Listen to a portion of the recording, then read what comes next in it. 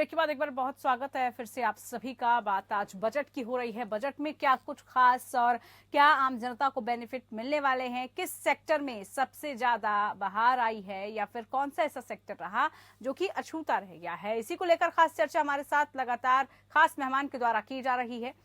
इससे पहले हम बात कर रहे थे कि कैसे जो है डिजिटल करेंसी और जो हम बात कर रहे थे कि कैसे क्रिप्टो करेंसी को लेकर एक जो संशय बना हुआ था लंबे वक्त से वो दूर करने की कोशिश की गई है। और साथ ही साथ यहाँ पर जो बजट से जहाँ पर चेहरे पर मुस्कान वो एमएसएमई की आती हुई नजर आ रही है, उस पर भी फोकस हम लगातार कर रहे हैं। मुकेश मोहन जी, एमएसएमई को लेकर लगातार जो है उसको सरकार प्रमोट करने की अभी भी बहुत ज़्यादा ही है और जब ज़्यादा रहती है फिजिकल डिफिसिट नेचुरली उतना ही कर्जा भी बढ़ता है। और उसके बाद में उनकी जो योजना है जो डीनेशनलाइज करने की, डिसइन्वेस्टमेंट करने की, वो योजनाओं में भी जो फायदेमंद है एलआईसी जैसे जो ऐसे संस्थाओं को भी अगर वो डीनेशनलाइज करके प्राइवेटाइजेशन करे तो एक तो एश्योर्ड जॉब चले जाएंगे और दूसरे तरफ जो गरीबों को मिलने का जो रिजर्वेशन है, ये शेड्यूल कास्ट के लिए हो, शेड्यूल ट्राइब्स के लिए हो, बैकवर्ड क्लास के लिए हो और फॉरवर्ड क्लास के कम्युनिटीज जो है जिनको 10% दिया गया है वो नौकरी भी इसमें नहीं मिलेंगी। तो ये भी जो उन्होंने कहा है कि आहिस्ता आहिस्ता ये डिसइन्वेस्टमेंट करने का ये भी गलत है। उसके बाद में खैर उनके जीडीपी ग्रोथ इस बार वो जो बता रहे 9% तक आएगी, आएगा ये कर रहे हैं, लेकिन पहले तो -7.3% था। तो वो सब अगर देखा जाए तो उसमें कोई ज़्यादा फर्क नहीं दिख रहा और आगे बढ़ने की भी उसमें कोई चांसेस नहीं है। और एक मैं बात कहना चाहता हूँ कि खैर सैलरी पीपल को डायरेक्ट टैक्सेस वो तो नहीं बढ़ाए, बात और है, लेकिन जो कॉरपोरेट टैक्स उन्होंने घटाया ये क्यों? तो इसलिए मैं बोल रहा था कि ये अमीरों की बजट है और उन्होंने एक भी कोट किया, मैं सुन रहा था कि महाभारत का कोई एक कोट उन्होंने सुनाया था कि मैं समझता हूँ ये महाभारत में द्रोणाचार्य और अर्जुन की बजट है, एकलव्य की नहीं है। तो मैं यही कहूँगा कि गरीब की बजट ये नहीं है और इस वजह से किसी को फायदा होने वाला नहीं है। जो पिछले की चीजें थे उसको रिपीट कर रहे हैं। इवन क्रिप्टो करेंसी का भी उन्होंने जिक्र किया जिसके बारे में कोई कानून नहीं, कुछ नहीं, सलाह नहीं, मशवरा नहीं, ऐसे बहुत से चीजें उन्होंने की। वक्त आने पर वो बताएंगे, लेकिन आज मैं इतना ही बताऊंगा कि ये बजट गरीबों के लिए कुछ भी नहीं है, सिर्फ अपने दोस्त अमीर लोगों को फायदा करने के लिए, डिसइन्वेस्टमेंट करने के लिए। और इतने बड़े नियरली 40 लाख करोड़, 39 लाख करोड़ में अगर आप ठीक ढंग से लोगों की मदद अगर नहीं करेंगे तो ये बहुमत है हम कुछ भी करेंगे तो चलेगा, ये जो एटीट्यूड है ये देश के लिए ठीक नहीं। Reaction. There were much expectations from this budget, especially for job creation, relief to the middle class and the poor. That has not happened, so the budget, I will term it as disappointing. High sounding words, it is high on optics, but low in outcomes. There is no relief when it comes to the government employees or the income tax payers. There is no roadmap for job creation. India's economy continues to be struggling. By giving the number of GDP growth, you cannot take away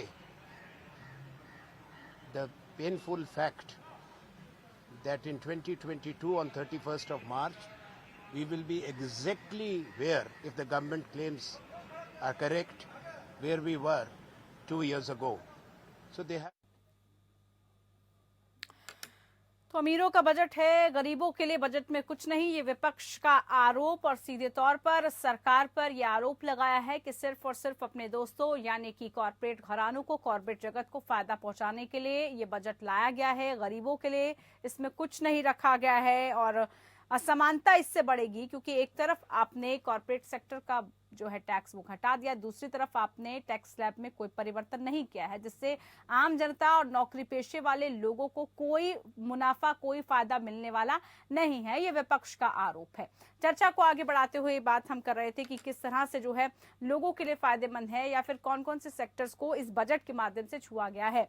Mukesh Mohan ji, यहाँ पर प्रतिक्रियाएं भी जो लगातार आ रही हैं, विपक्ष तो उसको सीधे तौर पर कह रहा है कि कॉर्पोरेट घराने को मुनाफा दिया जा रहा है, उनके लिए ये बजट है, गरीबों के लिए नहीं है। दूसरी तरफ जो है एमएसएमई को बढ़ावा दिया जा रहा है, आत्मनिर्भर भारत की बात करी जा रही है, कैसे जो है मैन्युफैक्चरिंग बढ़े, कैसे जो है जो खुद छोटे उद्योग है, उद्योग वर्ग हैं, वो कैसे खुद आत्मनिर्भर बने, कैसे भारत में ज्यादा से ज्यादा चीजों का आयात हो सके, इस पर जो है काम किया जा रहा है। कैसे आप इन सब चीजों का आकलन करते हैं?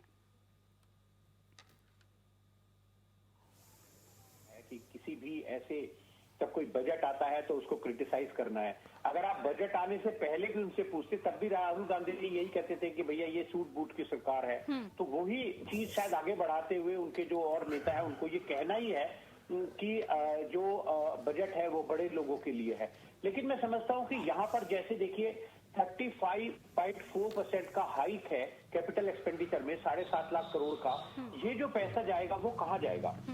ये खास तौर से जो एमएसएमईज हैं वो लोग इन चीजों को सप्लाई करेंगे, इससे रोजगार के अवसर बढ़ेंगे। सबसे बड़ा यहाँ पर ये जो जंप दिया है कैपिटल एक्सपेंडिचर में, मुझे लगता है कि ये इससे रोजगार ही बढ़ने वाले हैं। और एक अभी जो यहाँ पर जो हमारे पैनलिस्ट कह रहे थे कि टूरिज्म के लिए सरना साहब बता रहे थे और हॉस्पिटैलिटी के लिए कुछ नहीं किया है, मैं ये ऐड करना चाहूंगा कि अगर बजट में देखें तो एक नई स्कीम जो पीएम गति शक्ति की जो घोषणा की है सरकार ने, जो 7 इंजन हैं जो अपने रोड है, रेलवेज हैं, एयरपोर्ट है, पोर्ट्स हैं, मास ट्रांसपोर्ट हैं, वाटरवेज है, लॉजिस्टिक इंफ्रास्ट्रक्चर है, इसके लिए जो ये एक स्कीम अनाउंस की है सरकार ने, 400 वंदे भारत ट्रेन के लिए जो अनाउंसमेंट किया गया है, तो ये मैं समझता हूँ कि टूरिज्म को काफी एक बूस्ट देगा। इसके अलावा जो हॉस्पिटैलिटी सेक्टर है उसके लिए तो खास तौर से 50,000 करोड़ का अलग से सरकार ने कहा है कि भाई लोन दे दो इस हॉस्पिटैलिटी सेक्टर को और उसकी गारंटी हम देंगे। तो मैं ऐसे समझता हूं कि हर सेक्टर को शायद यहाँ पर ध्यान रखा गया है, खासतौर से छोटे सेक्टर्स के लिए भी। जैसे स्टार्टअप के लिए टैक्स इंसेंटिव है, उसकी डेट बढ़ा दी गई है। एमएसएमई के लिए जो डेट ऑफ कमेंसमेंट है प्रोडक्शन की, जिससे उनको वो टैक्स इंसेंटिव मिल सके, वो 31 मार्च 2023 से बढ़ाकर 31 मार्च 2024 कर दी गई है। इसके अलावा जो इंटरनेशनल आर्बिट्रेशन सेंटर की बात की गई है, मैं समझता हूँ कि स्किलिंग के ऊपर बात की गई है। तो ये सब जितने भी अनाउंसमेंट किए गए हैं, मैं समझता हूँ कि इनसे जो छोटे व्यापारी हैं, एमएसएमई सेक्टर्स है, इनको शायद कुछ बड़ी राहत मिलने की उम्मीद हम लगा रहे हैं। और साथ में जो जॉब क्रिएशन है उसके लिए भी कुछ इच्छा जरूर सरकार ने जताई है। जो आप क्रिप्टो करेंसी की बात कर रही थी, उसमें मैं थोड़ा ऐड करना चाहूंगा। देखिए, जो क्रिप्टो करेंसी है उसमें वैसे तो अशोक जी ने काफी कुछ बताया है, बट ये 2 तरह से हो सकती है। एक तो जो क्रिप्टो डिजिटल करेंसी है वो उसका यूज हो सकता है एज एन इन्वेस्टमेंट। तो आप जैसे शेयर्स होते हैं, इस तरह से आप उसको इन्वेस्टमेंट की तरह से आप देखें इस क्रिप्टो करेंसी को। जो दूसरा तरीका है वो ये है कि ये एक मीडियम बने सेल परचेज का। जैसे हमारे रुपए हैं, हम किसी से कोई चीज खरीदते हैं तो उसके बदले में रुपये देते हैं, यानी mode of exchange for purchase of sale of any commodity और प्रोडक्ट। यहाँ पर मुझे लगता है कि सरकार ने कहा है और वो ठीक भी है। देखिए, जो करेंसी है, जिस तरह से जो क्रिप्टो करेंसी में फ्लक्चुएशन है, रोजाना हम फ्लक्चुएशन देखते हैं और बहुत बड़ा फ्लक्चुएशन देखते हैं, तो मुझे लगता है कि किसी भी करेंसी में इतना फ्लक्चुएशन तो होता नहीं है। आप देखिए, इंडियन इसको रेगुलेट करने की कोशिश की गई है इस माध्यम से कि 30% जो है आपको टैक्स देना होगा। बस मैं ये ऐड करना चाहता हूं कि यहाँ शायद सरकार की मंशा जो मुझे दिख रही है वो अभी ये दिख रही है कि इसको एज एन इन्वेस्टमेंट वो मान रहे हैं इस क्रिप्टो करेंसी को, क्योंकि करेंसी पे कोई टैक्स नहीं लगता, लेकिन हाँ जब इन्वेस्टमेंट होता है तो उसके जो खरीद बेचने की जो प्रक्रिया होती है उसमें जो प्रॉफिट लॉस होता है उस पर टैक्स होता है। इसके अलावा जब रिजर्व बैंक ऑफ इंडिया अपनी जब डिजिटल करेंसी लाएंगे तब हम शायद ये पिक्चर ज्यादा क्लियर होगी कि उस करेंसी को वो कैसा मान रहे हैं, क्या उसको भी डिजिटल करेंसी को क्या मान्यता देंगे कि हाँ इससे भी आप कोई चीज खरीद बेच सकते हैं, इस पर टैक्स खरीदने बेचने पर नहीं लगेगा, या वो भी एक इन्वेस्टमेंट के तौर पर जो डिजिटल करेंसी है अपने भारत की रिजर्व बैंक ऑफ इंडिया द्वारा लाई हुई उसको कैसे करेंगे, ये चीजें आने वाले समय में मैं समझता हूँ कि ज्यादा क्लियर होंगी और तब हम इसके ऊपर शायद एक डिटेल में डिस्कशन कर पाएंगे। ठीक है, अशोक जी से हम और इस पर चर्चा जरूर करना चाहेंगे। अशोक जी, प्राइवेट करेंसी को लेकर कहा जा रहा है कि शायद कुछ नेगेटिव इम्पैक्ट, क्योंकि खुद आरबीआई जो है अपनी करेंसी डेवलप करेगा, लेकर आएगा। हालांकि इसमें हमेशा से क्रिप्टो में ये कहा गया है कि पैसा इसमें दिखता है लेकिन खतरा बहुत है। जो फ्लक्चुएशन इसमें होती है कि आप रात में देख रहे हैं कि वो 100 रुपए है, अगले दिन आपको वो 1000 या 10,000 तक जो है उसका फ्लक्चुएशन दिख जाता है। तो इसी को कंट्रोल करने के लिए, इसी को रेगुलेट करने के लिए जो सिस्टम है नया, वो कारगर साबित हो पाएगा। और दूसरा सवाल मेरा ये भी है कि जो विपक्ष ने सवाल उठाए हैं क्रिप्टो को लेकर कि कोई कानून नहीं है इसका, कोई आपने इसको लॉजिक तरीके से इस पर कोई वैलिड बात नहीं रखी और आप इसको बढ़ावा दे रहे हैं, तो क्या आपको लग रहा है ये दोनों जो चीजें हैं इस पर सरकार काम करेगी? अब मैडम देखिए, इसमें जो क्रिप्टो करेंसी में सबसे बड़ी जो दिक्कत आती है किसी भी देश को या किसी भी इकोनॉमी में, वो ये है इसकी रेगुलेशन। आपके पास ये ब्लॉकचेन टेक्नोलॉजी के ऊपर निर्धारित होती है, जिसमें कि ये डिसएग्रीगेटेड इंफॉर्मेशन होती है कि कौन सी कुछ इंफॉर्मेशन एक सर्वर में, कहीं किसी दूसरे में, तीसरे में, जिस उसमें क्या है कि विदाउट रेगुलेशन अगर किसी चीज को इकोनॉमी में लाया जाए बगैर कंट्रोल के, तो उसको फिर संभालना मुश्किल होता है। Am I right? बिल्कुल। दूसरी बात क्या है, अब रिजर्व बैंक क्योंकि रेगुलेटर है हमारा, इट इज दी, जहां तक हिंदुस्तान की बात मैं करूं, हिंदुस्तान में जो भी अभी तक क्रिप्टो करेंसी आई है जी। वो सब उसमें 2-3 को छोड़ के बाकी सब बाहर की है। जैसे बिटकॉइन शुरू हुआ था, आपने कई दफा सुने होंगे बिटकॉइंस में भी फ्रॉड हो गया था कई दफा। कई क्रिप्टो एक्सचेंजेस जो है वो डिफक्ट भी हो गए because of lack of regulation. तो ये खतरे का एरिया है जहां पे जो भी इन्वेस्टर वहां इन्वेस्ट करता है, he is charting in an unknown territory. वो कहां जाएगा, क्या जाएगा, ये सब एक्सपेक्टेशन पे है, लोगों की कैलकुलेशन है, रेगुलेशन नहीं है इसमें। अब रिजर्व बैंक का जो डिजिटल रुपी आएगा, reserve bank of India regulator है, मॉनेटरी अथॉरिटी भी है, वो जब अपने डिजिटल रुपी लाएंगे तो वो कुछ सेफ गार्ड के साथ लाएंगे, वो भी ब्लॉकचेन टेक्नोलॉजी पे ही होगा, पर वो कुछ सेफ गार्ड के साथ लाएंगे, कुछ कंट्रोल के साथ लाएंगे। तो ये अभी तो है नहीं, तो जब फाइनल डिटेल्स आएंगी तब पता लगेगा कि वो किस तरीके से, किस ढंग से वो लाएंगे या रेगुलेट करेंगे या उसको मैनेज करेंगे। बिल्कुल, क्योंकि भारत में भी अशोक जी देख रहे हैं कि इसकी बहुत बड़ी मार्केट डेवलप हो रही है और इसीलिए सरकार को इसमें हस्तक्षेप भी करना पड़ा और इसीलिए जो है अब सबकी नजरें जो है इस पर बन गई हैं। एग्जैक्टली। क्योंकि इसमें ये देखिए ना, ये मैडम मैं जो आपसे निवेदन कर रहा था कि इसमें हमारा कोई कंट्रोल नहीं है। अगर 2 मिनट के लिए अभी पीछे 1-2 एक्सचेंज यूएसए के किसी स्टेट में जो है डिफंक्ट हो गए थे, मतलब वो ओवरनाइट लिक्विडेट हो गए थे। क्यों? क्योंकि उस पर कंट्रोल नहीं था। किसी ने मतलब उसका कुछ कहते हैं ना कंप्यूटर में इधर उधर किया तो वो कुछ भी हो सकता है। ये these are the basically based on certain blockchain technology, जिसकी कोड या जो भी उसका जो कंट्रोल होता है वो किसी थर्ड पार्टी के पास होता है, जो कि रेगुलेटेड एंटिटी नहीं है। ठीक है, और इसीलिए मिसयूज के भी इसके ज्यादा चांसेस हो जाते हैं। अलग से नई टेक्नोलॉजी होने, वैसे इसमें ये जरूर है कि इसमें जो थोड़ा सा क्योंकि बड़ा डिफिकल्ट होता है टू डिकोड, बट पर अगर हो गया तो उसमें कोई कंट्रोल नहीं है। अब क्या है कि ये लोगों ने पैसा है, लोग अब इसको, हिंदुस्तान की जो इकोनॉमी है इंटीग्रेटेड विद द वर्ल्ड है, थोड़ा बहुत flow of in the hope of gaining profit, लोग वेंचर आउट करते हैं। अगर कल को कुछ हो भी गया तो हमारे पास कोई रिकोर्स नहीं है, उनको नुकसान हो गया या कुछ हो गया, हमारे पास कोई ऐसी मैकेनिज्म नहीं है कि हम उनकी भरपाई कर पाए। बिल्कुल बिल्कुल। चलिए ठीक है, आपसे और भी चर्चा करेंगे आगे।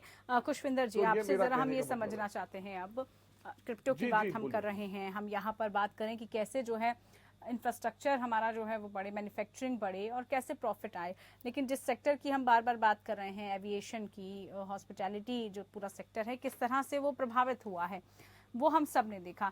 लेकिन यहाँ पर अगर हम किसान वर्ग का, क्योंकि कहा जा रहा है खास ख्याल उनका रखा गया है बजट में, किसानों को लाभ पहुंचाने की कोशिश की है, लेकिन किसानों की जो बड़ी समस्या लैंड रिफॉर्म्स को लेकर आती है, उस पर आपको क्या लग रहा है? इस बजट के जरिए कुछ नजर रखी गई है उस पर, किसानों को उस माध्यम से कुछ फायदा पहुंचाने की कोशिश की गई है? ये लैंड रिफॉर्म्स का जो इन्होंने अनाउंस किया, ये बहुत बड़ा कदम है। इसमें सबसे बड़ा फायदा किसान के जो डॉक्यूमेंट्स जो बड़े अनऑर्गेनाइज तरीके से थे और डिस्प्यूटेड थे, वो डिस्प्यूट क्लियर हो जाएगा। उससे क्या होगा कि आपको बैंक के लोन्स जो आज के दिन में किसान को नहीं मिलते हैं और बड़े हाई रेट ऑफ इंटरेस्ट में वो लेके आता है 3%, 5% महीने के हिसाब से, वो उसको आधे % महीने के हिसाब से मिलने लगेगा। और आज के दिन में जो हमारा किसान आज तक इतने सालों में गरीब रहा है, वो सिर्फ इसी कारण से रहा है कि उसको जो कर्ज मिलता है वो बहुत महंगे रेट पर मिलता है। बिल्कुल, बिल्कुल। तो मेरे ख्याल से ये बड़ा अच्छा स्टेप है ये। और जहाँ गांव में, हर गांव में डिस्प्यूट्स लैंड को लेके इतने ज्यादा हैं जिसका कोई कहना ही नहीं है। भाई भाई में भी इस बात में बहुत ज्यादा डिस्प्यूट्स हैं। तो ये बड़ा रिफॉर्म आया है। चलिए, रिफॉर्म है ये, इस पर यानी कि इस पर काम किया गया है, इस पर जो है बजट में कुछ उम्मीद जगी है।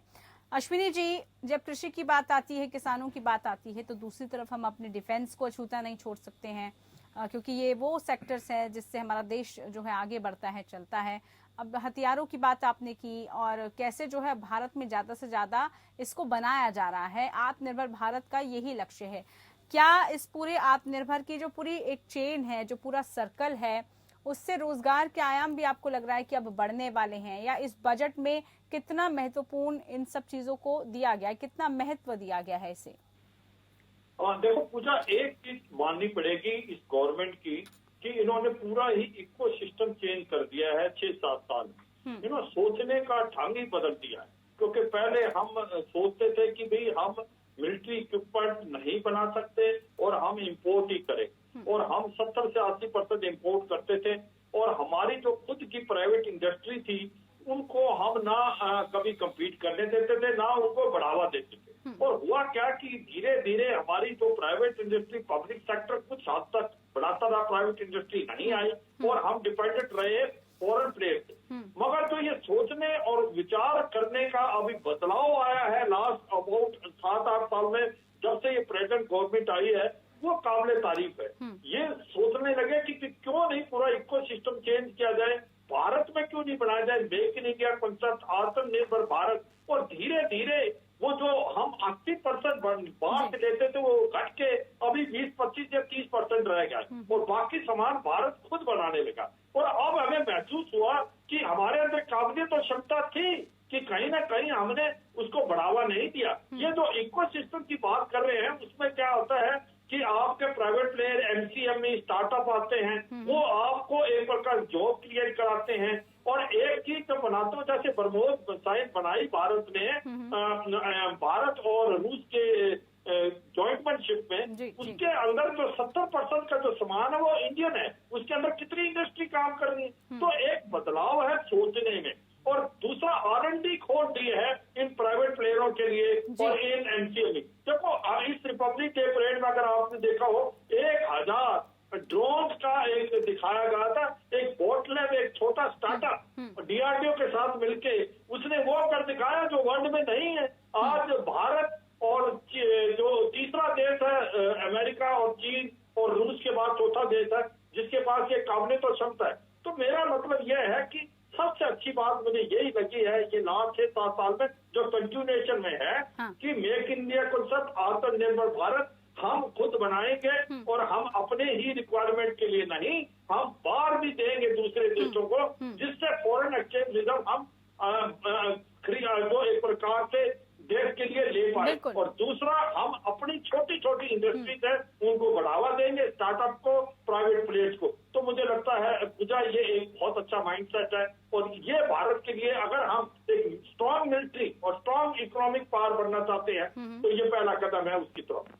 पूजा चलिए बिल्कुल, ताकि जो राजकोषीय घाटा है जिसको हम वित्तीय घाटा बोलते हैं उससे धीरे धीरे जो है निजात भी मिल सके और सरकार के पास भी पैसा आ सके, ताकि वो फिर आम जनता पर तमाम जो सुविधाएं हैं जो आम जनता को मिलनी चाहिए, जो योजनाओं का लाभ मिलना चाहिए, वो मिल भी सके। लेकिन यहाँ पर मुकेश जी, जो बात की जा रही है कि बेरोजगारी पर युवाओं को एड्रेस करने की कोशिश की गई है, क्या वो इसके तहत किया जाएगा? बेरोजगारी एक बड़ा मसला है, उस पर आपको लग रहा है कि ध्यान दिया गया है? देखिए बिल्कुल पूजा जी, और बेरोजगारी दूर करने का, जैसे मैंने पहले भी कहा कि भाई 7.5 लाख करोड़ का जो कैपिटल इन्वेस्टमेंट है, इसके अलावा अगर आप देखें 1 लाख करोड़ जो स्टेट्स को दिया गया है, वो भी जो उनको जो इकोनॉमी को कैपिटलाइज करने के लिए दिया गया है। ये जो हॉस्पिटैलिटी सेक्टर में जो 50,000 करोड़ रुपए का एडिशनल फंड दिया गया है, क्रेडिट गारंटी ट्रस्ट फंड से भी अगर आप देखा जाए तो वो भी, जब जैसे मोदी जी कहते हैं ना कि जॉब क्रिएटर बनो as compare to job seeker, तो वहां पर भी जो ये जो पैसा आएगा 2 लाख करोड़ रुपए, जब कोलेटरल फ्री लोन आएगा एडिशनल, उससे भी जॉब क्रिएट होंगे। स्किलिंग होगी तो स्किल, जब हमारे पास वर्कफोर्स होगी वहां से भी हमारे जॉब क्रिएट होंगे। मैं समझता हूं कि जितने भी स्कीम्स अनाउंस की गई हैं उन्हीं से जॉब के लिए जो चीजें हैं वो निकलेगी। एक तो चीज और खास बात पूजा जी मैं यहाँ कहना चाहूंगा कि देखिए ईज ऑफ डूइंग बिजनेस भी बड़ी इंपॉर्टेंट है। एक बार बिजनेस शुरू करना तो ठीक है, लेकिन यहाँ पर अभी तक एग्जिट के लिए कोई बहुत अच्छा कोई हमारे पास सोर्स नहीं था। इंसॉल्वेंसी एंड बैंकरप्सी कोड लेकर आई सरकार, और इस बार ऑनरेबल फाइनेंस मिनिस्टर ने ये बोला भी है कि हम इंसॉल्वेंसी एंड बैंकरप्सी कोड में कुछ नए प्रोविजन भी लेकर आएंगे। शायद क्रॉस बॉर्डर के लिए भी कुछ चीजें वो लेकर आने वाली हैं बहुत जल्द। इसके अलावा एग्जिट के लिए एक पेश करके जो उन्होंने पोर्टल की बात की है, जहां पर वॉलंटरी वाइंडिंग अप के लिए अभी तक लोगों को सालों लग जाते थे। अगर कोई बिजनेस शुरू कर दिया उसमें उनको लगता है कि अब मैं इससे एग्जिट हो जाऊं, उसमें जो वाइंडिंग अप था कंपनी का वो बहुत मुश्किल था। अब मैं समझता हूं कि ये 6 महीने से कम समय में अगर ये जो नया पोर्टल सरकार शुरू कर रही है, इससे एक एग्जिट मोड आ जाएगा तो बहुत बड़ी बात होगी। एक और बहुत ही बड़ा जो अनाउंसमेंट किया है, जिसकी चर्चा शायद अभी हमने नहीं की है, उन्होंने कहा है कि end to end e bill system हम लेकर आएंगे। मैं इसको ऐसे समझ रहा हूं कि जो एमएसएमई की खास तौर से सबसे बड़ी समस्या है कि डिलेड पेमेंट, उनको जो पैसा है वो मिलता नहीं है समय से।